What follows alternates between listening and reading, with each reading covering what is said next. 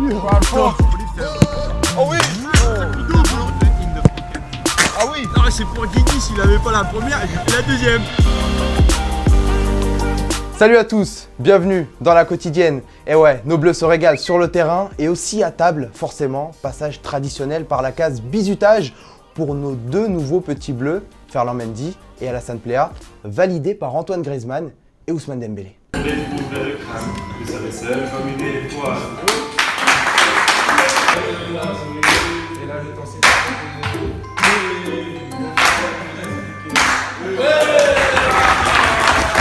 Et hier, petit tour en conf de presse pour Alassane Plea, première donc pour lui, et il avait qu'un seul mot à la bouche, objectif, plaisir. Mais j'arrive à m'épanouir, le poste où je prends le plus de plaisir. Ouais, très bien, j'ai été très bien accueilli là-bas et je me sens bien sur le terrain et en dehors aussi, je prends énormément de plaisir. Et c'est notre question du jour, est-ce qu'Alassane Plea et Ferland Mendy peuvent faire leur trou dans ce groupe France et pourquoi pas participer à l'Euro 2020? Donnez-nous votre avis, deux petits commentaires sélectionnés demain dans la quotidienne. Et Blaise Matuidi était aussi en conf de presse et il est revenu sur les révélations de Mediapart au sujet d'N'Golo Kanté, notre chouchou national qui a refusé d'être payé dans un paradis fiscal. Et ouais, mais on le savait de toute façon qu'N'Golo Kanté c'était pas un tricheur. Et voilà, mais quand vous me parlez d'N'Golo, je suis pas surpris. Il fait du N'Golo. Tout est parfait. C'est pas un tricheur. Juste un peu. Dans le jeu de cartes. Et hier, on vous demandait si Kylian Mbappé devait être replacé dans l'axe dès demain contre les Pays-Bas. Pour toi, Akad, tu penses que Mbappé doit jouer sur un côté pour piquer dans l'axe et jouer avec sa vitesse et sa technique, alors que pour Anjo Dossé, Mbappé dans l'axe, c'est pas un bon choix car il n'est pas physique et n'a pas un bon jeu de tête, donc obligé de jouer à terre et en contre-attaque. Et ce soir, très gros match de Ligue des Nations entre la Croatie de Luka Modric et l'Espagne de Sergio Ramos. Et pour préparer ce choc, j'en suis sûr, Ramos a dû se taper des bons films de free fight, obligé. ¿Qué tal? ¿Qué estás viendo? Mira, estoy viendo una charla de un amigo, María Alonso Puig, que habla un poco de los problemas de la vida, cómo superar los miedos, de la felicidad, del bienestar subjetivo, de cómo enfocar, ¿no? Y después, mira, hoy traigo un libro aquí, La ley del espejo, que tiene una regla supuestamente mágica para solucionar los problemas de la vida, que me la ha regalado mi amigo Javi Col.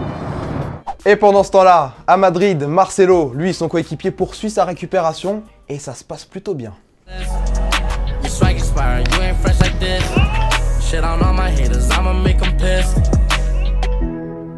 C'est bon, on connaît le programme des huitièmes de finale de Coupe de la Ligue. L'OM recevra Strasbourg, l'OL ira à Amiens, Nantes à Rennes et Orléans, club de Ligue 2, recevra le Paris Saint-Germain, quintuple vainqueur de l'édition, et on a apprécié la réaction des joueurs d'Orléans.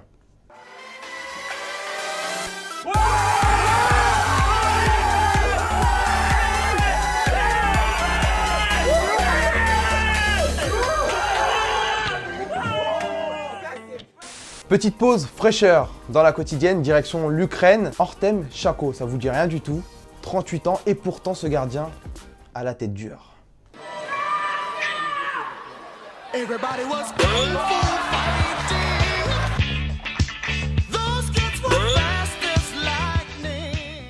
Parce qu'on est généreux cette semaine aussi avec nos abonnés, on vous fait remporter ce jeu de cartes Grimaud, équipe de France dans la quotidienne. Et on a ouvert le paquet, on a trouvé Didier Deschamps avec l'As, le Roi avec Hugo Lloris et le 10 avec Kylian Mbappé par exemple. Résultat des vainqueurs demain dans la quotidienne.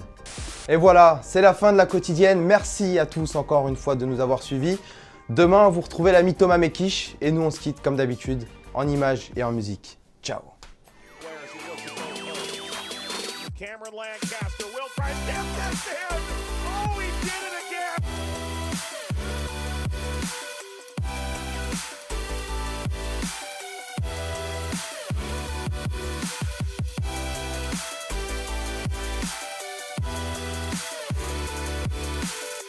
Et n'oublie pas, tu peux cliquer sur le blason Téléfoot là juste à droite pour t'abonner à la chaîne et du coup ne rien rater du contenu exclusif. À la prochaine!